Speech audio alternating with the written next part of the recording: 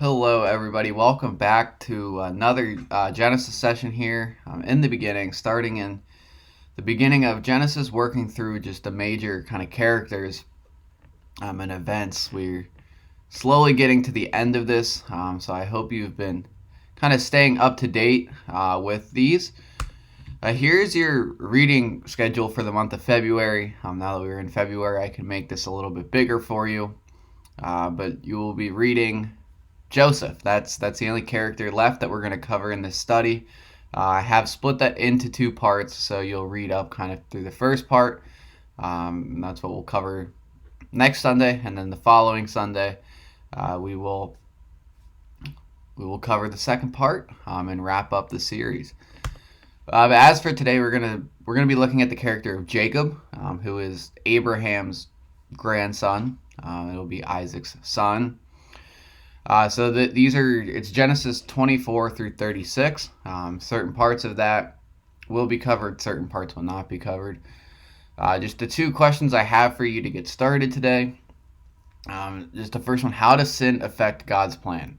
How do we kind of rationalize that? And God has His sovereign plan that He will perfectly fulfill, but He calls us to be a part of that. And so, if we sin and turn away from that, how does that affect God in that plan?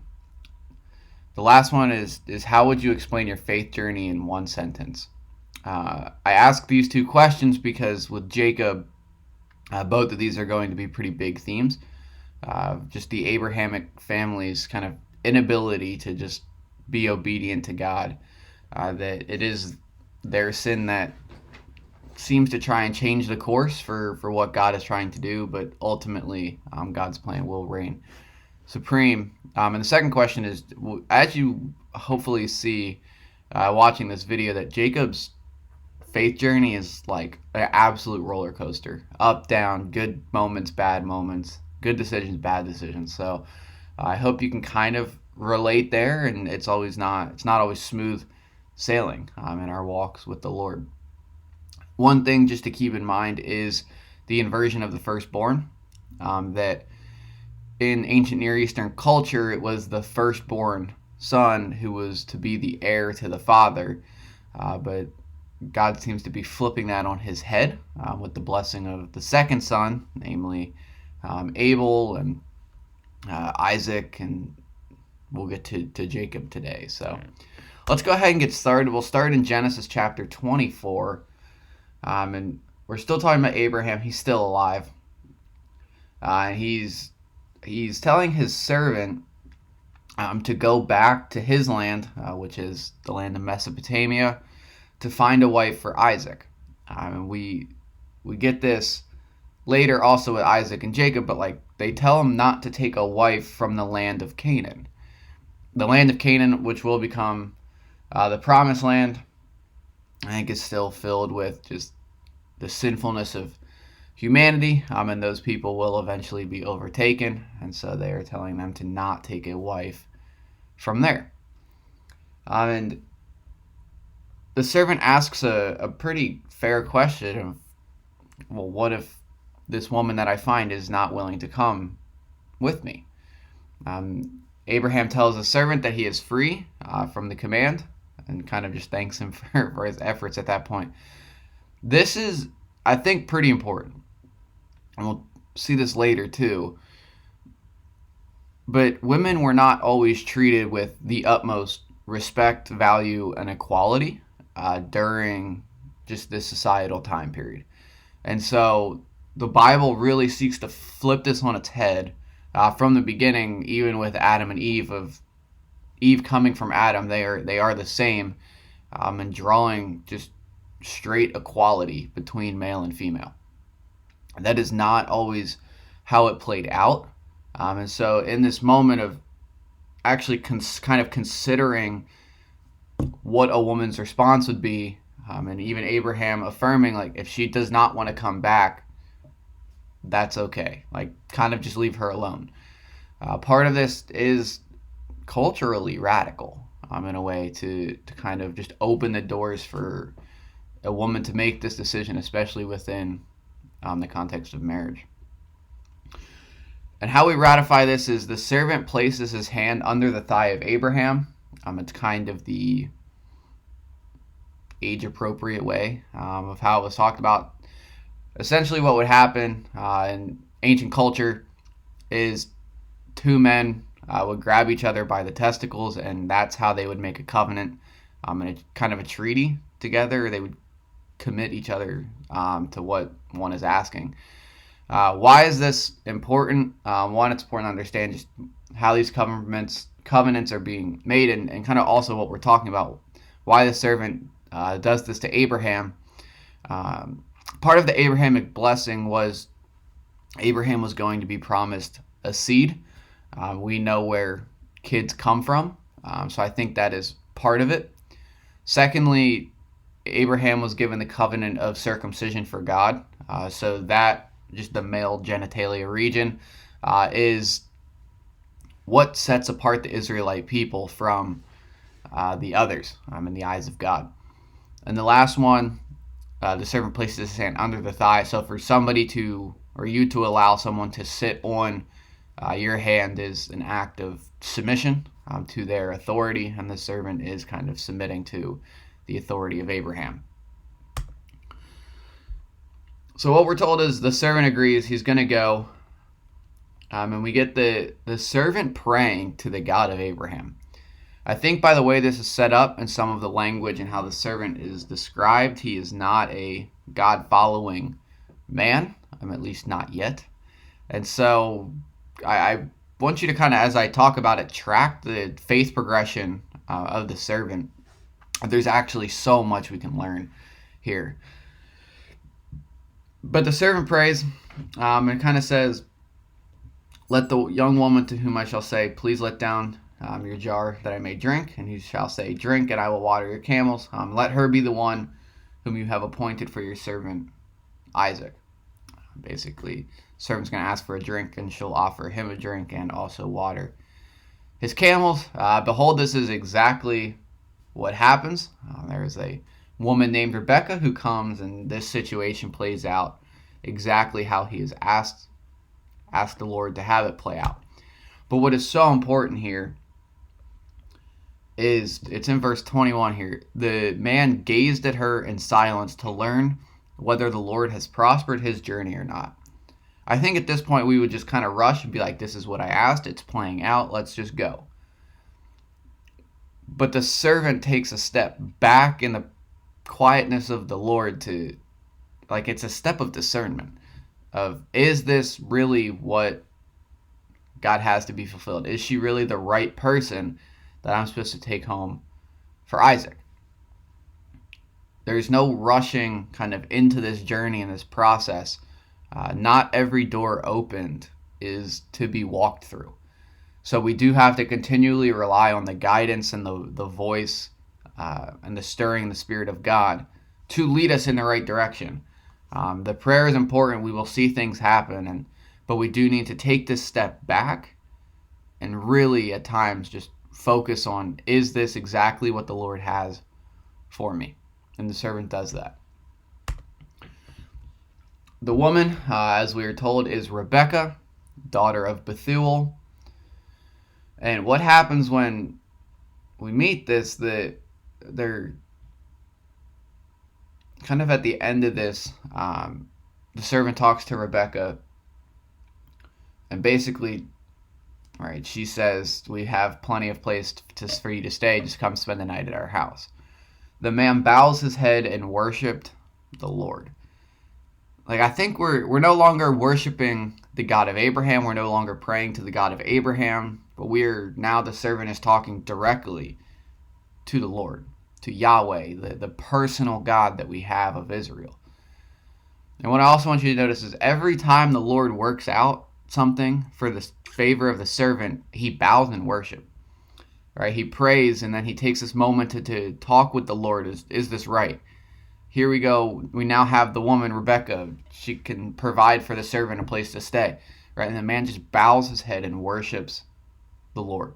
If that was our response, and every time something happened, we just bowed our heads in worship, we consistently talked and just was in communication with God, I think we would start to make decisions a lot better. We would have a clear mind process like the servant here.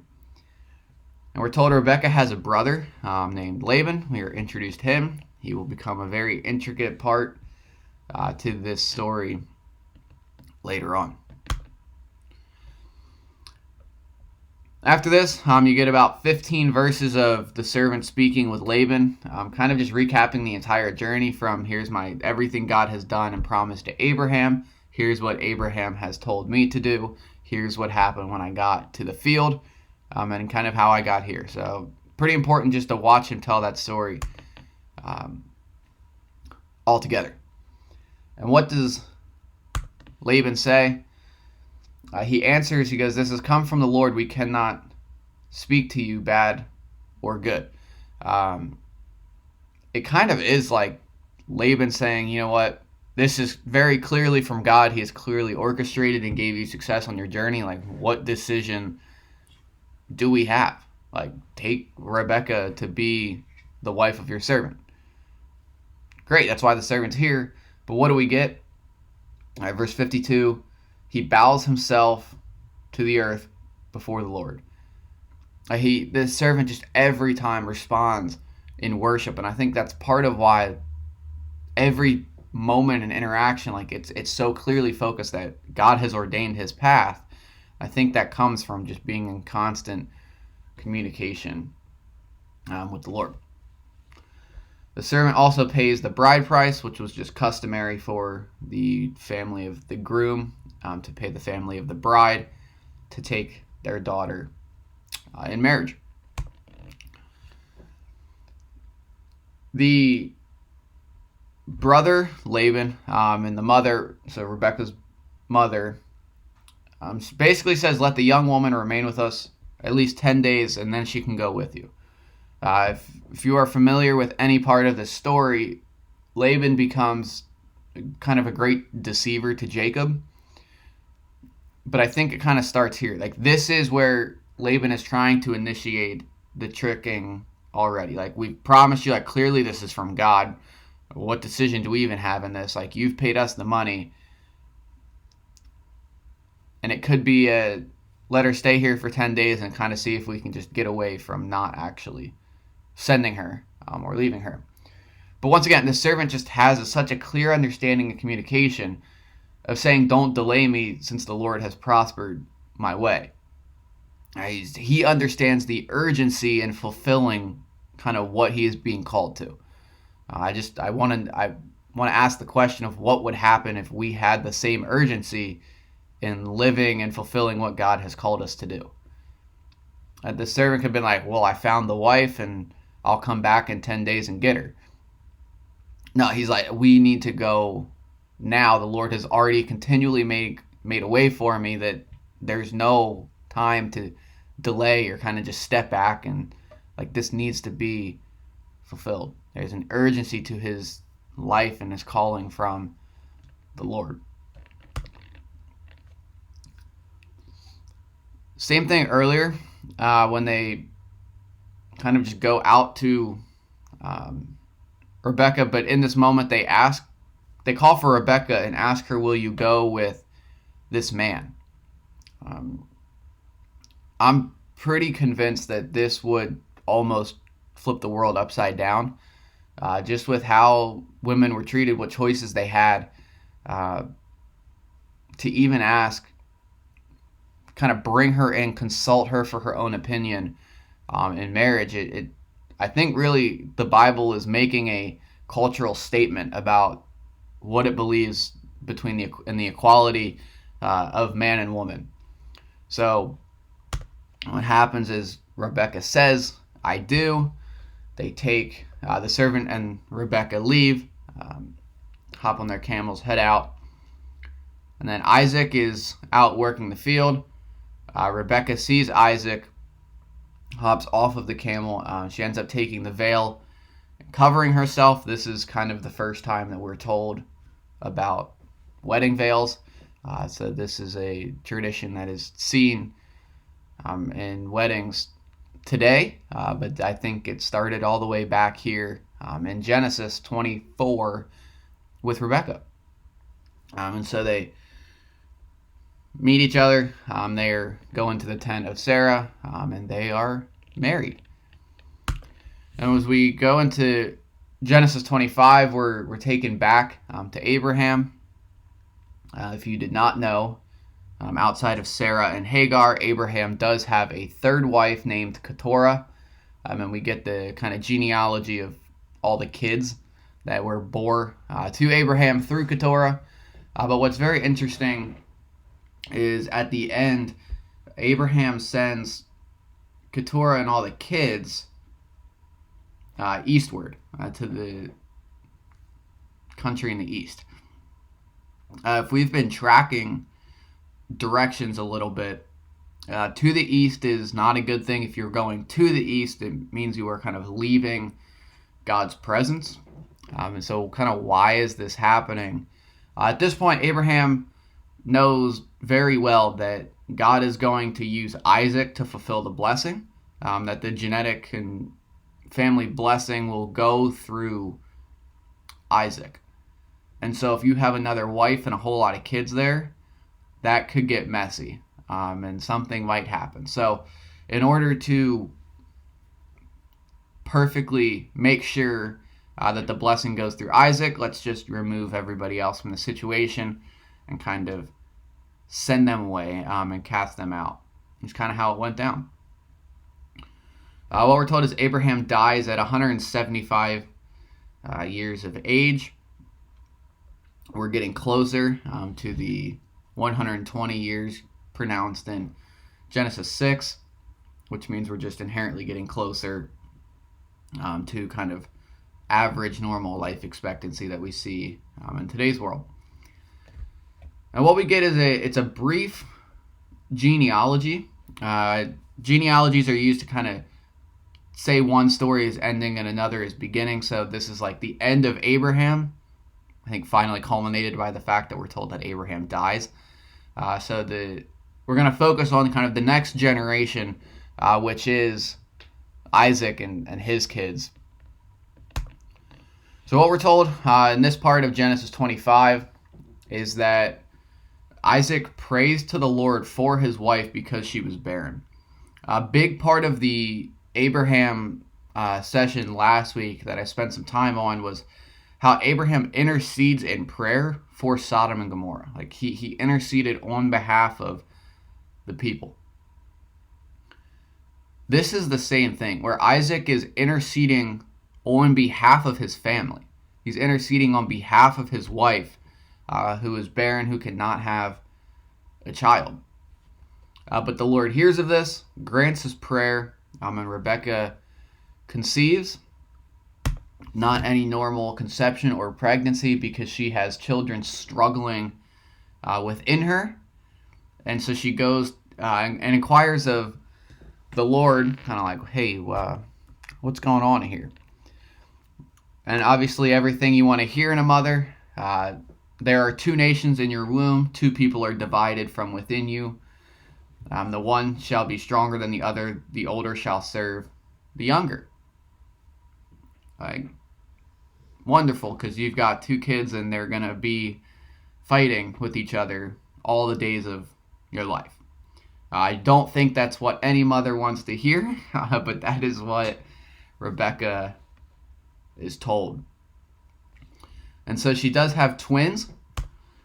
They are Esau and Jacob. We're told Esau comes out red, all his body like a hairy cloak. So they call him Esau. Esau means hairy. It's perfectly named. The names in the Bible often they describe kind of what you are going to become or general characteristics, and so it's a pretty interesting theme to track. But he has a brother who we are told is coming out holding Esau's heel.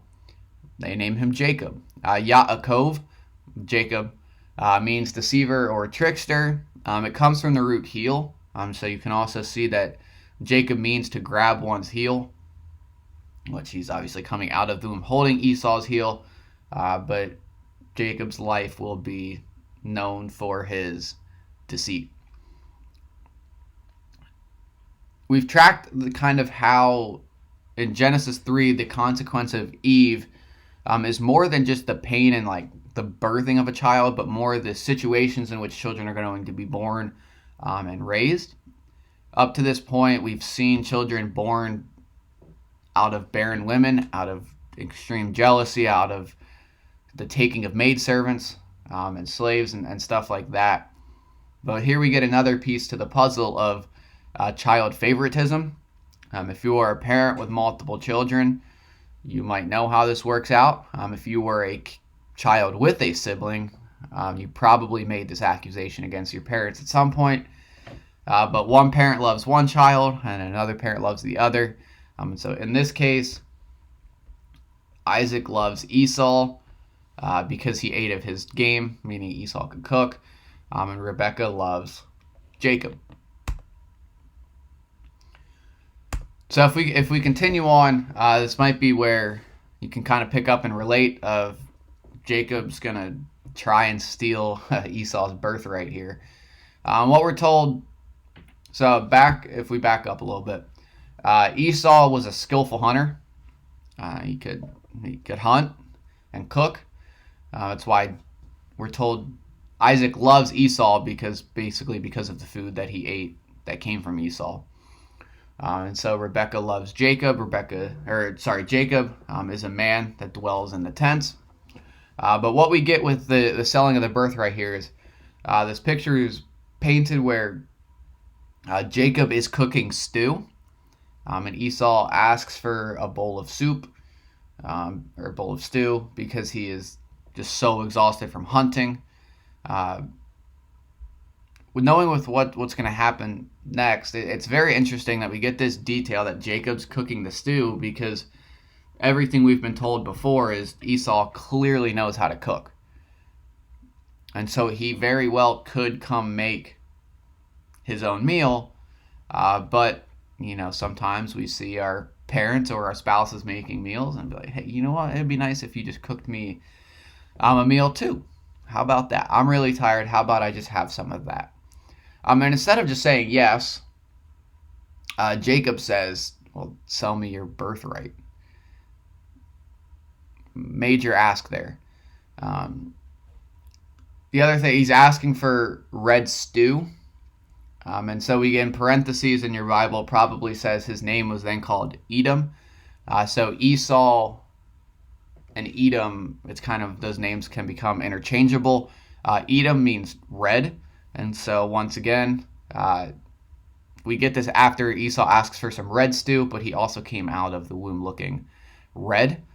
And so if you read genealogies or track kind of people groups throughout the rest of Scripture, we do not have the people called the Esauites, I guess is what they'd be called. So if you see the group of people called the Edomites, it is actually the descendants of Esau. So back to this, can I have some soup? And Jacob says, all right, sell me your birthright. Like, what? This is why the inversion of the firstborn is pretty important to understand.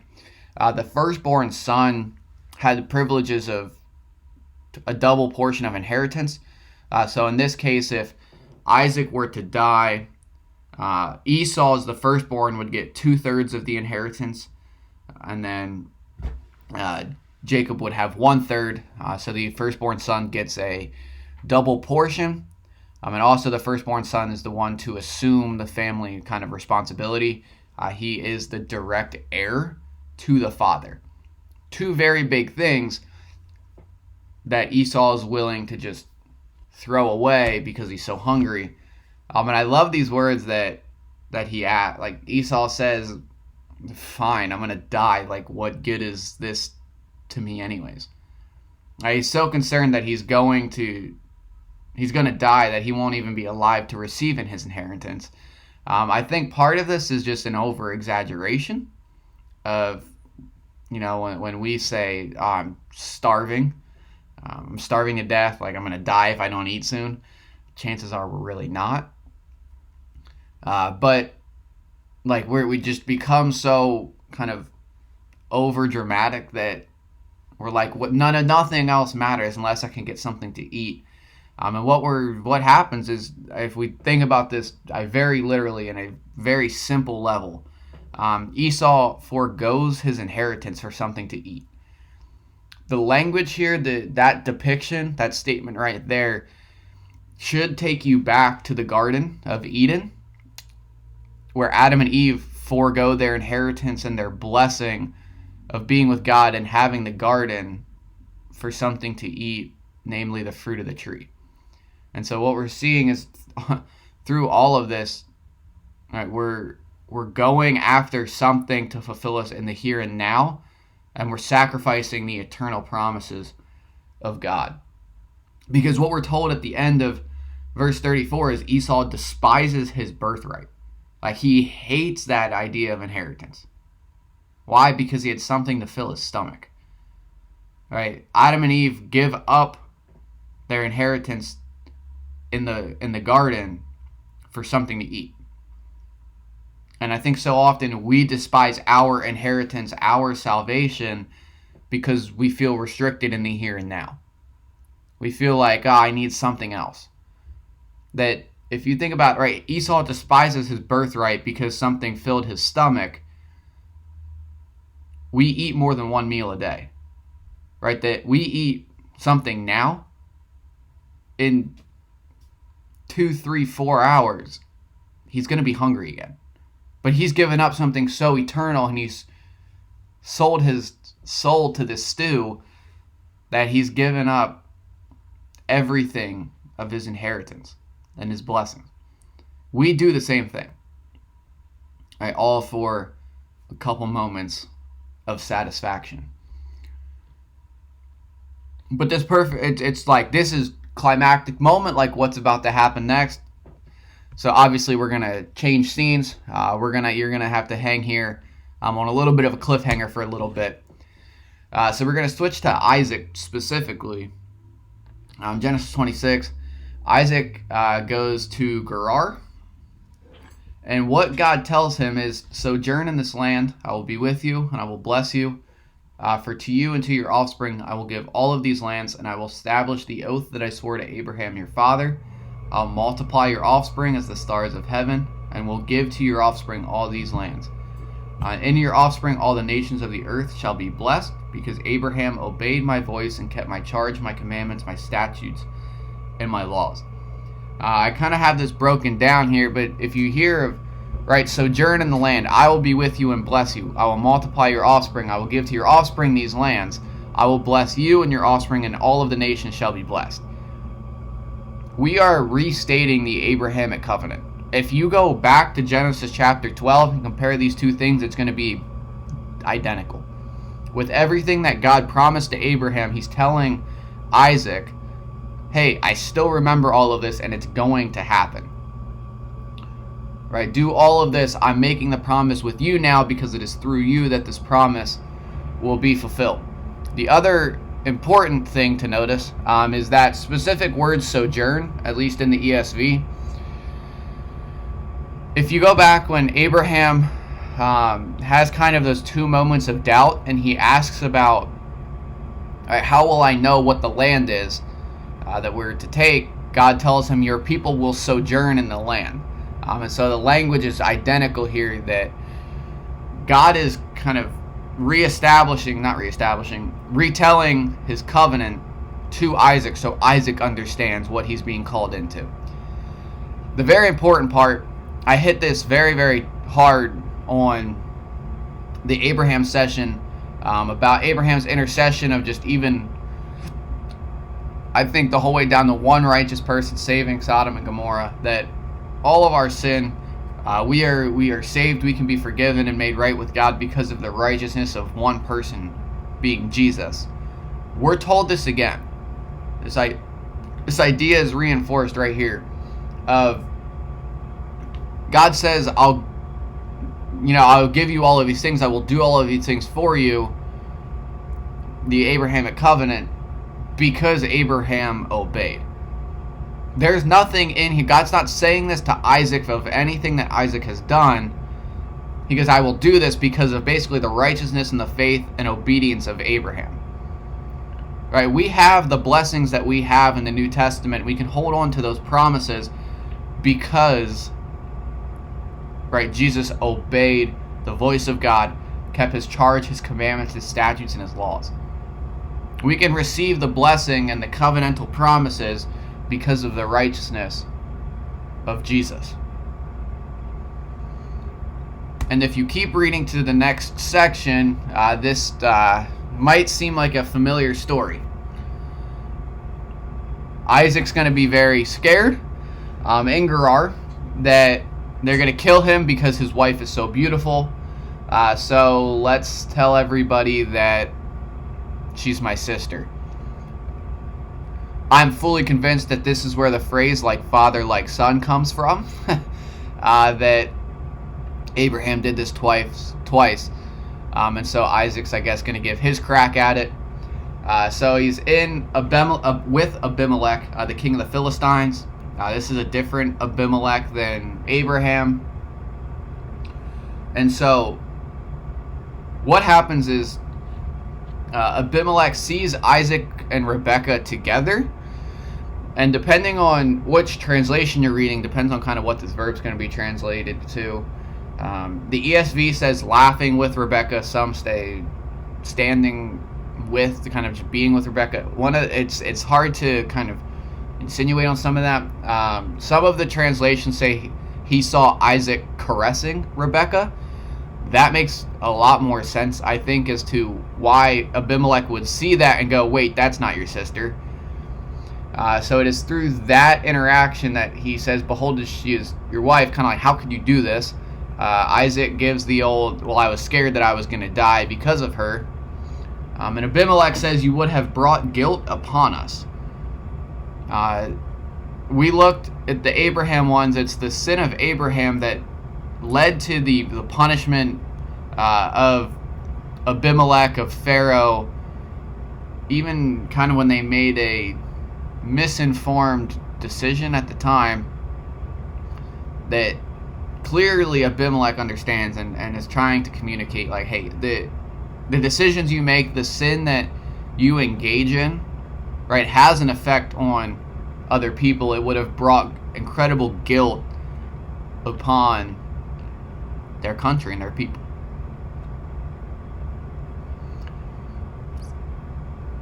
What we get next is Isaac stays in the land with Abimelech for quite some time, and the Lord actually blesses Isaac beyond measure. He becomes rich. We're told he gains more and more until he becomes very, very wealthy. Abimelech eventually kind of tells Isaac, like, leave, for you are much greater than we are. I think part of this is Isaac is receiving everything from the land that the people of the land, the native Philistines, are kind of getting upset of, like, this guy's taking all of our stuff. Like, this isn't cool. And then what we get is Isaac digs some wells that had been dug in the days of Abraham. There's apparently some discussion over water rights as to who the water belongs to who. So they try and cut off, I think, the water source, which would be kind of necessity to life for Isaac and any livestock and all of that. So they end up making this treaty. Basically, like, they can make a pact, and like we can do some business. But they tell Isaac it's because they see plainly that the Lord has been with him and that he has been blessed by the Lord. So they told him to go away, only to come back and try and make a treaty with him. I think part of this is the, like, just blessing by being close enough. That if they stay close enough to Isaac, they might receive blessing and an overflow. Because he has been blessed with so much that if they stay close enough, they might just too be blessed with something. And Genesis 26 is rounded out with Esau finds a Hittite wife, or two Hittite wives. Depending on what translation, it might say Hittite. Same people group, just different kind of verbalization. The Hittites were kind of polytheistic. They worshipped a lot of different idols and gods, none of which were Yahweh, God of Israel, which can create some problems. But what we are told is that they made the wives made life very difficult, very bitter for Isaac and Rebekah. We're going to see kind of, I think, how that plays out a little bit. Picking back up with Jacob and Esau, stealing the birthright was not enough, that we have to continue the climb in this story. And what we're told in the beginning of chapter 27 is Isaac is old, his eyes were dim, and he could not see. So he's calling Esau to say, hey, go get me some game, cook it, bring it to me so I can eat, and bless you, give you a blessing before I die.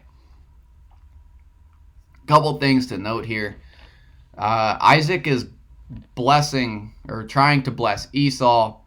The promise given to Rebekah at conception was, it's going to be the younger son, which would be Jacob, that's going to rule over the older son. So by blessing the older son, Isaac has seemed to just kind of forego God's prophetic blessing of the younger son. Well, I like this child more, so I'm going to bless him while I still can. This is, I think, part of, or the beginning of the downfall of Isaac. This is kind of the sin of Isaac that we see, and he knows what God has said, but where he's kind of choosing directly to go against that. And very interesting that we get the details that his eyes were dim. He was basically blind at this point. This does help with the deception of the story. We will see that obviously none of this would happen if he could see. But if we go back to Genesis chapter 3, and the fall in the garden, the snake, the serpent, tells Eve that if you eat of the fruit of the tree, your eyes will be opened. So there's kind of an assumption that they're blind, or there's something they cannot see. And so what we're getting here is Jacob is going to deceive his father, really because he can't see. Modern day term for that kind of deception is being a snake. And so you have this idea of there's blind deception from a snake, which is exactly what happened in the garden. So we're kind of just reliving that out with just multiple human beings. And we're going to come back to this idea of, even though it's a son blessing, Isaac is telling Esau, go find something, give me a meal so I can give you a blessing. I'm willing to trade my blessing for something to eat. It's the same reason Esau traded his birthright, and Isaac is now going to give the blessing of his son away. But then we get these all-important words that Rebekah was listening. Rebekah goes to Jacob, because remember, the blessing is going to come, but she loves Jacob, and God told me that Jacob is going to be the one who is blessed. So she tells Jacob to go get some goats, and she'll prepare some food, and you can take that to Jacob, or to Isaac, and you are the one, Jacob, who can receive the blessing. Part of this is the other consequence in Genesis chapter 3 of Eve, that God says your desire will be directly contrary to your husband. This has to be exhibit A of you love one child, I love the other. You want to give blessing to one, and I'm going to deceive you so that child, my favorite child, gets it. Incredible imagery here. And the other part is, right, Rebekah knows that Jacob is the child who's going to be blessed, but there is also part of this of she's now taking matters into her own hands. Of, all right, well, that's okay. I'm going to God says it's going to be Jacob, but I might just help him along the way. We're going to help God make it play out exactly how I want to. And I'm going to take it into my own control to make sure that what I want, Jacob being blessed, will really happen. Only problems, I think, happen when we do not trust God to enact his plan, and we want to stick our hands in it and make it happen on our own accord. Jacob brings up a very good point but Esau is hairy, I am smooth. And he says this of, I'll be perceived, or he goes, I'll be revealed as a deceiver. Part of this is like, sorry, Jacob, that's what your name literally means. I think is kind of the play on words here. But also, he knows he's already deceived Esau out of his birthright. He's now going to take the blessing. Jacob's scared to be revealed for who he knows he is. Like, that's us. We're so scared to let our true selves be revealed that we spend so much time building up kind of protective measures against so people don't know who we really are. Because we're scared of that. We don't want to be revealed for who we really are at the core. But this is still a good point. And Rebekah says, let your curse be on me. Only obey my voice. If we go back to Genesis 9 with Noah and his sons, right, that whole problem and the curse of Canaan is because of the dishonorment of Noah. Ham chooses to spread the shame kind of Noah, chooses to dishonor his father. We have the curses read the Bible, of what happens if we dishonor God the Father. It's the same thing here. The other part is, right, let your curse be on me, only obey my voice. If you go back to the curse of Adam in Genesis chapter 3, the first part is that God says, well, you listen to the voice of Eve over me. Like, Jacob's being forced kind of into the same decision. Am I going to listen to the voice of, right, my mother, or am I going to listen to God? But there's not a ton of God in the picture, so he's going to just listen to the voice of Rebekah. Rebekah puts the goat skin and some of the garments on Jacob, gives him the food. I love this because Jacob then goes to Isaac, and he just walks in and says, I am Esau, your firstborn. I have done as you've told me, and now sit up and eat of my game that your soul may bless me. I think there is just incredible urgency here. Because remember, Esau is out. He's really good at hunting, so nobody really knows when he's going to be back. And actually, Isaac asks that question of, how have you found this so quickly? And Jacob kind of goes, well, because the Lord has your God, the one you worship, granted me success so that you can bless me. There's so much urgency here of like, hey, come on. Like, I did what you wanted me to do. Like, let's go. Sit up, eat, bless me so we can get this done with.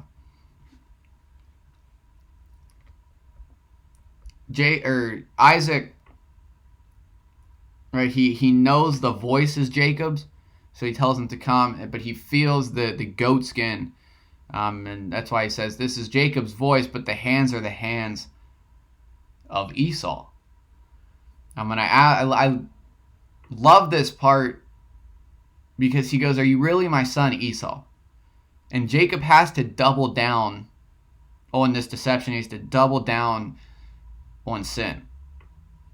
He's too far in to leave now.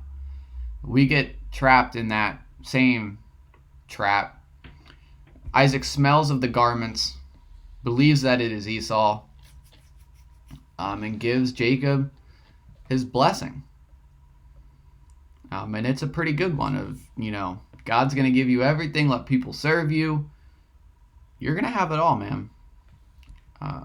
Certainly a blessing that would be wonderful to receive. And in true cinematic fashion, if this could be a movie, man, it'd be a good one. Just as Isaac is done giving the blessing, Esau comes back in and basically says, hey, here I am, your firstborn. Esau, I've got your food. We're told Isaac trembles very violently, weeps bitterly. I think he realizes he screwed up. He gave the blessing to the wrong son. He's been deceived. He's sinned. He's kind of screwed up the one part of culture that he could control. Part of this, I think, goes back to in Genesis 3, where Adam and Eve hide because they're naked. In the spirit of the day, I think they just understood that in that moment, once they ate, they messed up all creative order. I think Isaac is experiencing the same thing. And we get this incredible conversation, this back and forth of Esau going, "Bless me too, Father." And he actually says, "Is he not rightly named Jacob, for he has deceived me twice?" He uses Jacob's name as a verb. It's like, is he not rightly named Yaakov? He Yaakoved me twice. Like that's who Jacob is now being revealed as the deceiver. And Esau asks, right, haven't you reserved a blessing for me too? Like, you have 2 sons. And Isaac responds and goes, "I've made him lord over you, and basically I've given everything to sustain him ever. What else can I do for you?" Like, this has to be brutal for Esau. He asks kind of one father time, "Have you one but one blessing?" Like, you don't have another one. You do have 2 kids, right? Isaac just keeps dishing out like these curses of how terrible Esau's life is going to be now because he blessed Jacob. It really leads us to this question of, why can't Esau be blessed too? Like, why is it only Jacob? The answer, God, I don't know. And I don't know. We're not told. But it doesn't really make sense as to why Isaac feels he only has one blessing. If we look back on the kind of like the 2 son things, right, Cain is protected while Abel is being blessed. Abraham blesses both Isaac and Ishmael. They're both blessed. Jacob, when we get to it, will bless all 12 of his sons.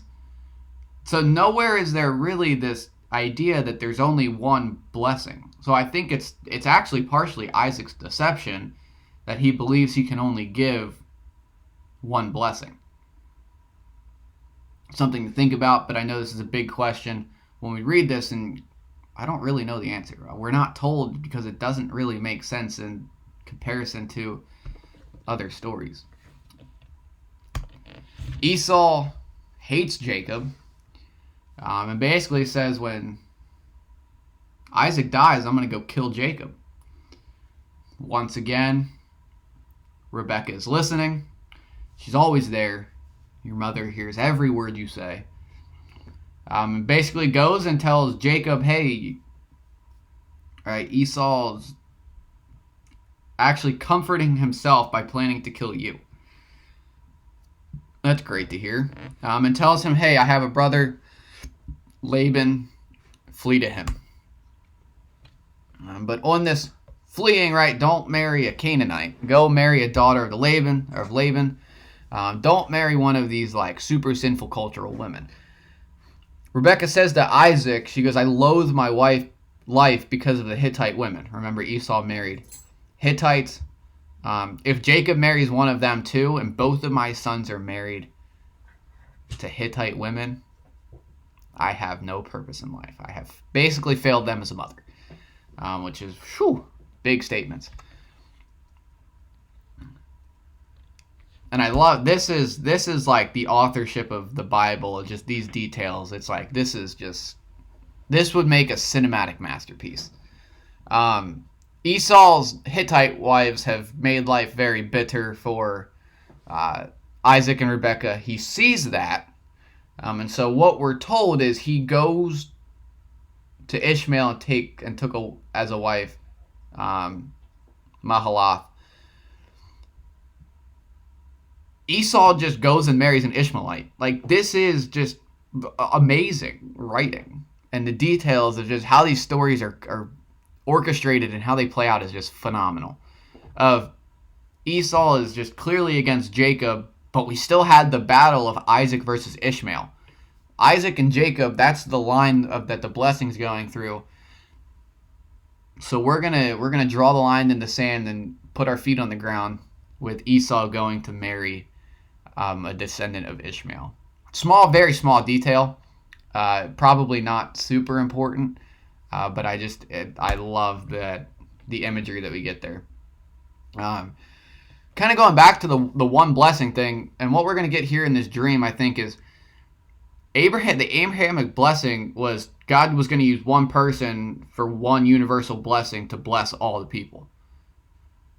Abrahamic's family, Isaac, Jacob, right, doing everything he can to kind of buy that blessing out and steal it. They seem to think that it's all blessing for one person.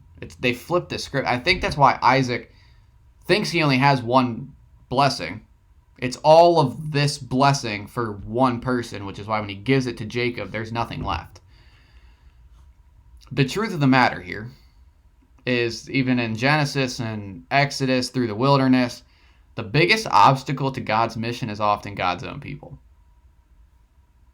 Like, we create such obstacles for God to fulfill his purpose and his plan for this world because we're just in the way. And that's what happens when humans kind of are involved in this. We see this playing out. Like, our situations are different, but the motives, the thought processes, the decision makings are very similar to how we kind of do things in today's world and in our own lives. And what we're told is Jacob has a dream. He sees a ladder set up on the earth. The top of it reaches to the heavens, and the angels of God are ascending and descending on it.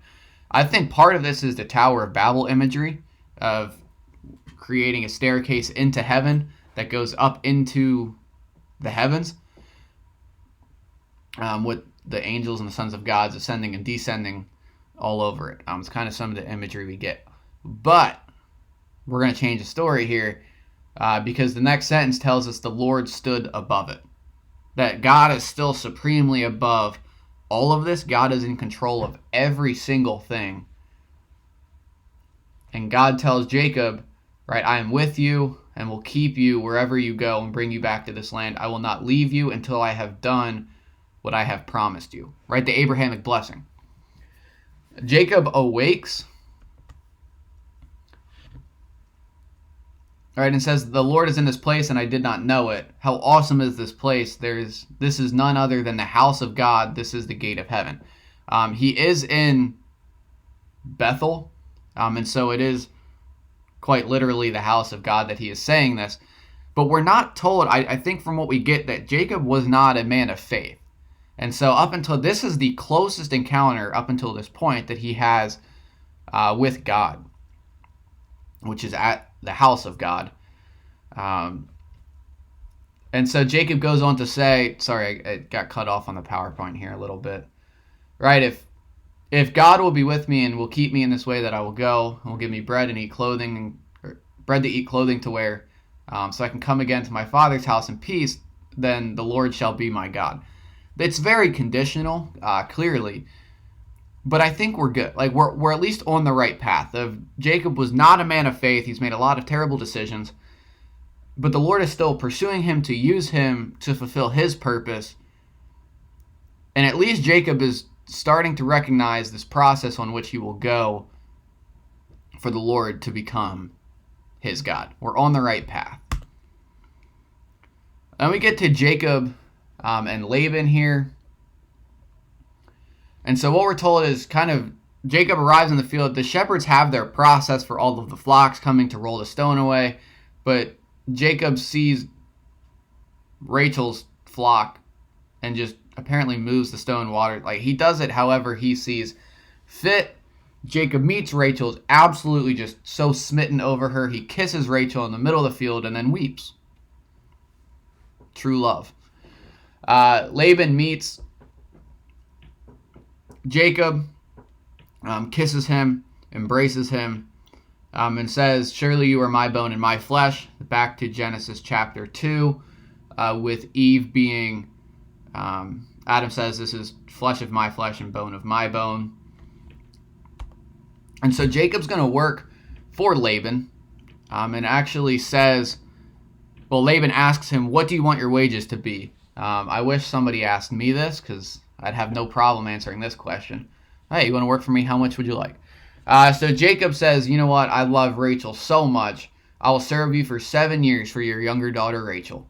And we're told that Jacob serves for 7 years, and it only seems like a few days because he loved her so much.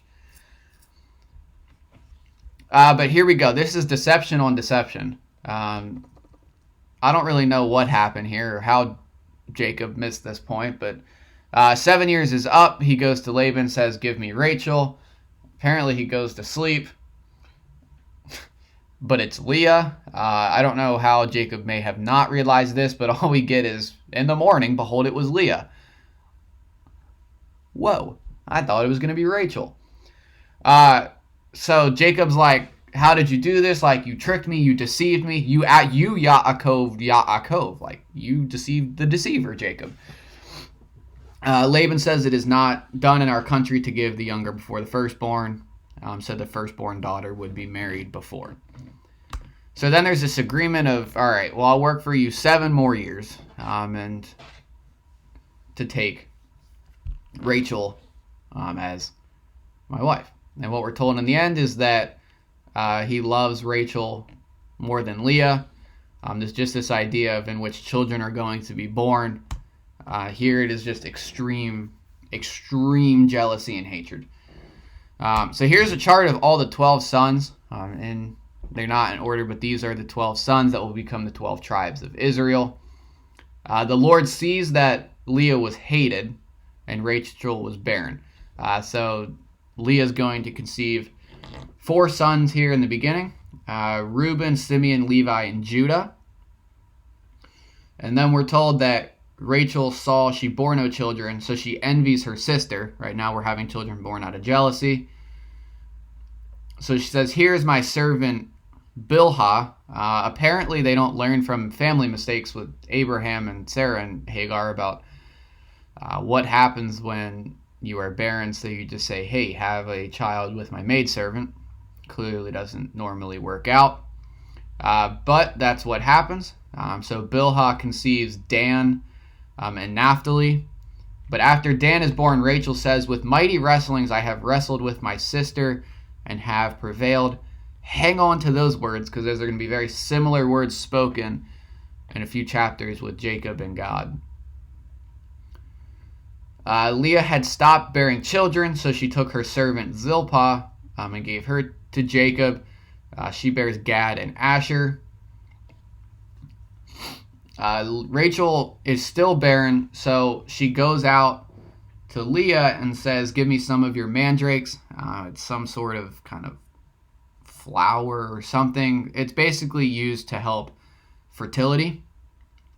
And I love Leah's response. Because she goes, isn't it a small matter that you've already taken away my husband? Would you now take away my son's mandrakes also?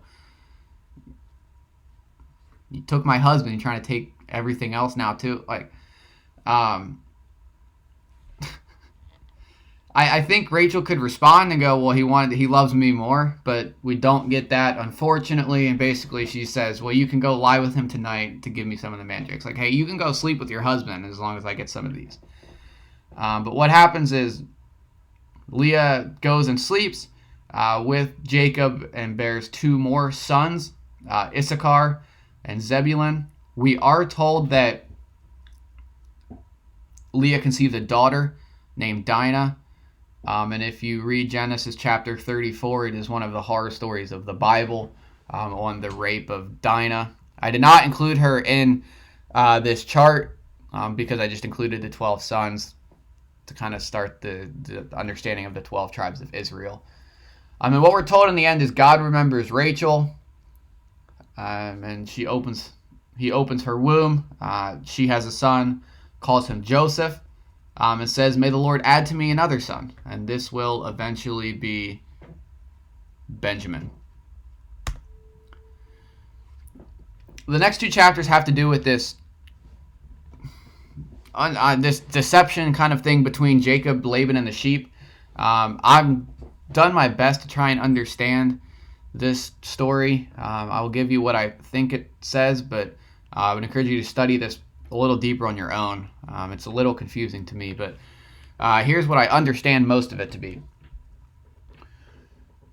Jacob kind of is done working, wants to leave, so he kind of starts to tell all his wives and kids to like, hey, we're gonna pack up and head out here. Laban obviously does not want them to leave, so they try and kind of orchestrate this plan for Jacob to stay and take care of Laban's flocks. And so the agreement is that Jacob can only take the spotted, speckled, black sheep and kind of white goats to establish his own flock. Laban would have the pure white sheep or the pure black goats, because those were like the pure ones, and the good ones, they were more popular. So Jacob's flock is going to be consisted of the defected animals that are increasingly rare. So Laban he's cheating the system. All this odds are stacked ever so greatly in his favor, because if there's pure white sheep and pure black goats, they all go back to Laban, so Laban's going to give Jacob that flock, which is why Laban here cheats the system. He removes all the speckled or spotted goats and sheep. So if you have two purebred white sheep mating, it's going to likely result in a purebred white sheep that is going to go back to Laban. Really, in this method, Jacob will never be able to grow his flock. Once again, Laban is pulling out just incredible deception. And so Jacob has this wonderful idea of he grabs some sticks, pulls the bark off of them, saying he exposes the white of the sticks. It's actually these sticks, how Jacob's going to kind of activate God's blessing and provision over this kind of an experiment in a way, but how he's going to breed. Genesis 31 is kind of like the review of this story. So we're told that God had told Jacob all of this kind of before this all happens. So Jacob knows that God is on his side, and that God is the source of what's going to happen in this breeding process. But what we're told is Jacob exposes the white of the sticks. And so white, the word is Laban. And so exposing the white of the sticks in this process is actually going to be how Jacob kind of gets around Laban's deception here. What we're told is through this process, all of the black goats somehow birth speckled and spotted offspring. All the white lambs produce black lambs. It does not make sense, but it's only by the Lord's miraculous working. Jacob did this by using the sticks and somehow changing what they looked at. And so it was some selective breeding that his flock would become stronger than Laban's. God was over this process. He was the source of the process. And so Jacob's flock, became numerous at all odds. The sons of Laban see this. And they basically think Jacob has stolen everything from their father. So God tells Jacob, like, hey, now it's time to go home. Jacob gathers up his stuff, his family, and says, all right, here we go. On the way out, Rachel steals Laban's idols, his household gods. Jacob does not know this, but what we're told is that Jacob tricks Laban. He deceives Laban by not telling him he's fleeing. This is just a constant battle of I trick you, you trick me. It's a power battle for deception. Laban gets so angry when he realizes that they're missing. He goes and tracks them down. God comes to Laban and says, be careful to basically not do anything to Jacob, either good or bad. Apparently, Laban takes this to heart because he asks why he would leave like a captive and not let him say bye to his family. And there even is that in, I would hurt you, but your God came to me and told me not to. So that's what I'm going to do. He asks essentially, like, why'd you steal my gods? Like, come on, man. Jacob, who does not know, says if you can find them, the person who stole them shall live. We're going to see this come up again with Jacob and Benjamin in the Joseph story. Remember, Jacob loves Rachel. I think if he knew this, he would have never said that. But what we're told is that Laban goes through everything, like touching it, moving it, pretty deep detail about that, because when he gets to Rachel, who has taken the household gods, she sits on them. Laban comes in, and she says, I cannot arise before you. The way of woman is upon me, meaning her menstrual period. At this time, and the understanding of it is a woman on her period was kind of ceremonially unclean. So to touch her would defile Laban, make him unclean, and everybody kind of knew the law against that in a way. But it's also very interesting of Rachel is inherently defiling her father's idols by sitting on them. The other very interesting part is if you think about, wow, now Rachel's in on this. How did she learn how to be this deceptive? Look at her father and look at her husband. After we see this, there's kind of the treaty made between Jacob and Laban. But we get out that Jacob is fleeing Esau. He's told that Esau's coming with 400 men. Jacob spends his whole life fleeing. Like, he's wronged these people, Laban, Esau, and he just runs and he's just stuck in such anxious toil. And it actually gets to the point where he splits everything into two camps, self-preservation, because if Esau comes to destroy one camp, at least he has the other. And I referenced earlier how I think Jacob was getting on track with the Lord. It's kind of in this moment here, I think the faith moment happens, where he understands how little he is and how much he needs God. He prays, I'm not worthy of the least of all the deeds of the steadfast love and all the faithfulness that you have shown to your servant, for with only my staff I crossed this Jordan, and I have now become two camps. He understands it. I think he gets it, of how little and in despair he is. And this leads him to the great wrestling match with God.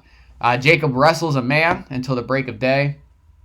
That man is God himself. God does take human forms other times. We see it a couple times in the Abraham story. But the man, seeing that he could not prevail against Jacob, it says it touches, strikes his hip, pops his hip out of socket. If you study the Hebrew very literally, it's the hollow of the hip. And so to kind of pop the hip out of socket, you have to be hit from the inside of the hip, meaning Jacob basically got punched in the groin. And if you think about that, getting punched in the groin, it is the one place where Jacob can create his own blessing without God. And so I think that's why he kind of gets struck there a little bit, that this is all about God and God enacting his plan. And in the end, Jacob is no longer to be called Jacob. He is to be called Israel, which means trickster. To now his name Israel means wrestles with God. So if you think about the Israelites, it is literally the people who wrestle with God. And I think that very strongly describes our faith journeys with God. It's up, down. We feel like we're wrestling with him. Jacob calls the place Peniel, Panim El. It literally means face of God, because Jacob saw the face of God and has prevailed. He has been delivered. After this, we get the great meet down between Jacob and Esau. This is like the Old Testament prodigal son story in a way. Esau runs, meets Jacob, embraces him, kisses him, they weep together. It's such unexpected forgiveness and reconciliation that leads Jacob to actually say, I have seen your face, which is like seeing the face of God, and you have accepted me. That's what it means when we come into connection with God. We experience forgiveness and reconciliation that we don't deserve, even in the slightest. Down in chapter 35, this is kind of the call after this is Jacob's moving on. I think he understands faith and faith in the Lord and the grace of the Lord on a much deeper level. Jacob actually says to his household, put away your foreign gods, purify yourselves, and change your garments. That is our call. We are to repent of sin, be made new in Christ, and walk in that new life and the new clothing that comes from knowing Jesus. Jacob's been named Israel. And one final time, right, God says to him, I am God Almighty, be fruitful and multiply. So Rachel conceives Benjamin. She goes into hard labor. So Rachel names the child Benoni, which is son of my sorrow, meaning son of like the pain from birthing the child.